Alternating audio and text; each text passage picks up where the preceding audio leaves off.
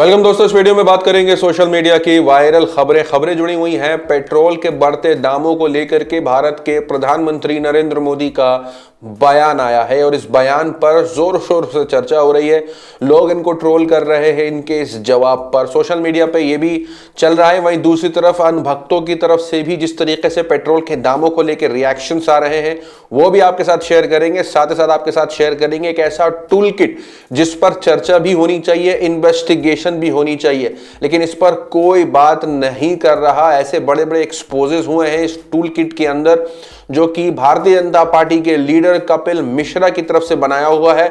और इस tool kit के अंदर क्या हो रहा है आपके साथ इस वीडियो में शेयर करेंगे। सबसे पहले शुरुआत करेंगे, पंजाब में म्यूनिसिपल जो इलेक्शंस थे उसके रिजल्ट्स आ चुके हैं और Bharatiya Janata party Punjab municipal election इस बुरी तरीके से हारी है कि वहां की महिला उम्मीदवार की एक वीडियो वायरल हो रही है और इस वीडियो में वो कहती भी दिखाई दे रही है कि मेरे घर में ही 15 से 20 सदस्य हैं तो मुझे 9 वोट मिले क्यों हैं। अब ये तो वो जाने और उनका परिवार, लेकिन जो इल्जाम वो लगा रही हैं वो इस पर के कांग्रेस पार्टी की इस पर साजिश है। एक झलक इस वीडियो में डालें। कांग्रेस पार्टी ने बड़ा धोखा किया साडे नाल। साडे घर ਦੀਆਂ ਵੋਟਾਂ 15-20 ਹੈ ਜਿਹਦੇ ਵਿੱਚੋਂ 9 ਨਿਕਲੀਆਂ। ਇਹਨਾਂ ਨੇ ਸਾਰਾ ਕੀਤਾ, कांग्रेस पार्टी ने जो भी किया गलत किया। कांग्रेस पार्टी खाए खाए। वहीं दूसरी तरफ सोशल मीडिया पर रणवीर शौर्य जो कि एक बॉलीवुड एक्टर है वो भी ट्रोल होते हैं और उनके ट्रोल के पीछे असल वजह यह है कि जिस तरीके से इंटरनेट पर सोशल मीडिया प्लेटफॉर्म्स पे बॉलीवुड एक्टर्स, गोदी मीडिया, न्यूज एजेंसीज जिस तरीके से पोलिंग करती हैं और वो सवाल पूछना चाहते हैं और घड़ी घड़ी नए नए सवालों के साथ आते हैं और लोगों की सोशल मीडिया पे राय पूछी जाती है कि लोग क्या सोच रहे हैं। एक सोच जानने का एक अच्छा तरीका है कि लोगों की राय क्या है। ज्यादातर क्या होता है कि जब वो देखते हैं कि कुछ लोग भारतीय जनता पार्टी के खिलाफ हैं या जो पोलिंग है वो भारतीय जनता पार्टी के खिलाफ जा रही है तो वो उसको डिलीट कर देते हैं। बहुत से लोग स्क्रीनशॉट ले लेते हैं, बाद में उनको चिढ़ाते हैं। रणवीर शौर्य ने ये पोल निकाला पूछते हुए कि अगर चॉइसेस में, 2 चॉइसेस में अगर आपको चुनना पड़े राहुल गांधी और मोदी में, तो आप किसको चुनेंगे। शुरुआती वक्त में बहुत कॉन्फिडेंट थे, इस हद तक कॉन्फिडेंट थे कि किसी एक शख्स के साथ उनकी बहसबाजी भी हो गई थी और वो शख्स कहने लगा रणवीर से कि आप इस पोल को डिलीट मत करना अगर एक बाप की औलाद हो तो। रणवीर भी जवाब देते हैं नहीं करूंगा।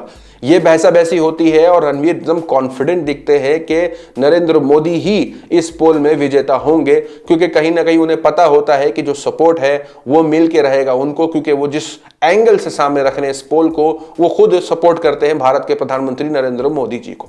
अब सोशल मीडिया पे ये पोल रखते हैं, उसके बाद ये पोलिंग का जो रिजल्ट है वो राहुल गांधी के पक्ष में जाने लगता है। इस हद तक कि अभी का रिजल्ट जो है वो इस पर है 58.8% राहुल को मिले हैं, नरेंद्र मोदी जी को मिले हैं 41.2%। ये सोशल मीडिया की लोगों की राय है।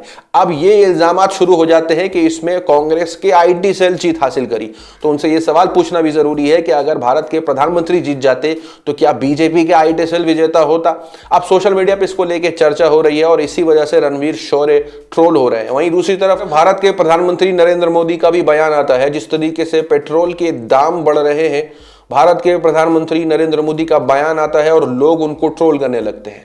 ये अच्छी बात है कि बयान आया, क्योंकि किसी भी भारतीय जनता पार्टी के बड़े दिग्गज लीडरों की तरफ से इस पेट्रोल के दामों पर कोई बयान नहीं आया। वहीं दूसरी तरफ जो वीडियोस वायरल हो रहे हैं वो हमने आपको दिखाया कि पिछली बार जब पेट्रोल के दाम बढ़े थे तो किस तरीके से धरने पे बैठ जाते थे, रास्तों पे नंगे निकलते थे और जिस तरीके से लोगों की आवाज उठाते थे।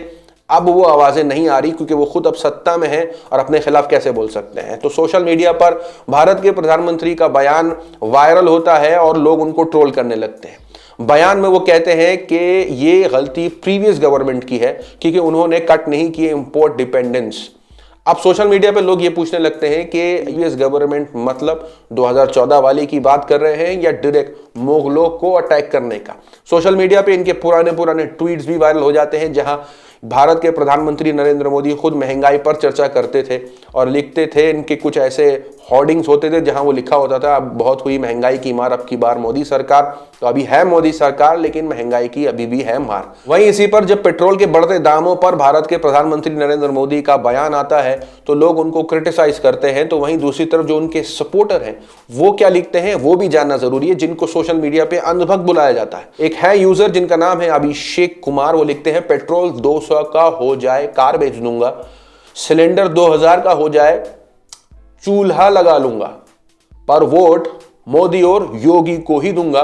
समझे चमचे, और ये यूजर सबको जवाब देते हुए फिर रहे हैं। सोशल मीडिया पे इनको भी ट्रोल किया जा रहा है। यही नहीं, सोशल मीडिया पे कुछ बयान भी वायरल हो रहे हैं। लोग ये भी कह रहे हैं अगर किडनी भी बेचनी पड़े तो भी वोट मोदी जी को ही देंगे। एक झलक इस वीडियो में भी डालें। भी होता है अपनी कलेजा बेचनी पड़े, किडनी बेचनी पड़े, मोदी। अच्छा यही नहीं, और है, आप और सुन लीजिए। अभी आएगा, मोदी आएगा। अच्छा 2024 में फिर आएगा? बिल्कुल आएगा। चाहे पेट्रोल 200 हो जाए, कितना भी हो जाए, 300 हो जाए, जब भी आएगा, इसे नहीं रोक सकता कोई।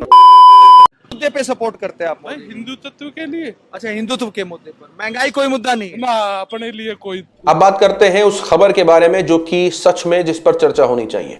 यह खबर इतनी ही जरूरी जितना इस वक्त टूल किट मामला है। यह भी एक तरीके का टूल किट है जिसको बनाया कपिल मिश्रा, जो कि भारतीय जनता पार्टी के लीडर हैं। उन्होंने ये टूल किट क्यों बनाया वो मैं आपको पढ़ के बताऊंगा, आपको दिखाऊंगा, जो न्यूज लॉन्ड्री ने एक्सपोज किया है। सोशल मीडिया पे जिस टूल किट को लेके ये चर्चा है और ये सवाल है कि कहीं इस टूल किट के माध्यम से झगड़ा, फसाद, नफरत फैलाने की तो कोशिश नहीं की जा रही है, लेकिन वहीं एक और टूल किट है जो भारतीय जनता पार्टी के लीडर ने बना रखा है, जिस पर कोई चर्चा नहीं कर रहा, जिसको एक्सपोज न्यूज लॉन्ड्री ने करा।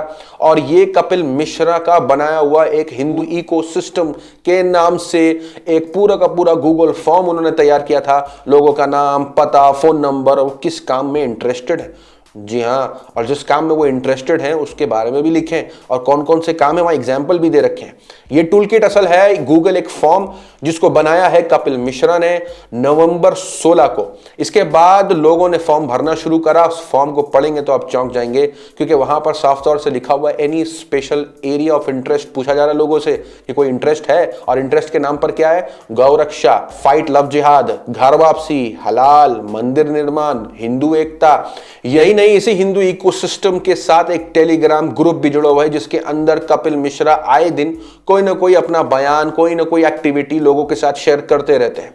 वीडियोस भी सामने आ रही हैं, और उसका ट्विटर पेज भी है जिसके अंदर भारतीय जनता पार्टी के और भी वर्कर, और भी कार्यकर्ता, और भी लीडरों को देखा जा सकता है। सिर्फ टेलीग्राम ही नहीं, हिंदू इकोसिस्टम का एक व्हाट्सएप ग्रुप भी है जिसके अंदर नफरत फैलाने का काम किया जाता है। वहां पर लिंक्स शेयर की जाती है जो आपकी स्क्रीन पर है। इस लिंक पे आप क्लिक करेंगे तो रिजल्ट्स कुछ ऐसे आएंगे। जी हाँ, टाइप भी कुछ नहीं करना पड़ता, आप सिर्फ लिंक पे क्लिक करें और एकदम जादू सा हो जाएगा। सामने में आपके ट्वीट भी लिखा हुआ आ जाएगा, आपको बस ट्वीट दबा देना है। तो इसी तरीके से ये सारे बोट्स काम करते हैं। कोई लिखता नहीं है, उनको लिंक शेयर कर दी जाती है, वो लिंक पे दबाते हैं, ट्विटर पे जाते हैं, और ट्विटर के अंदर आपको वो सारे ट्वीट सामने लगता है, आपको लगता है ओरिजिनल लोग कर रहे हैं, जबकि वो जाहिल झपट भी कोई होगा तो सिर्फ लिंक पे दबा करके ट्वीट दबा देना है।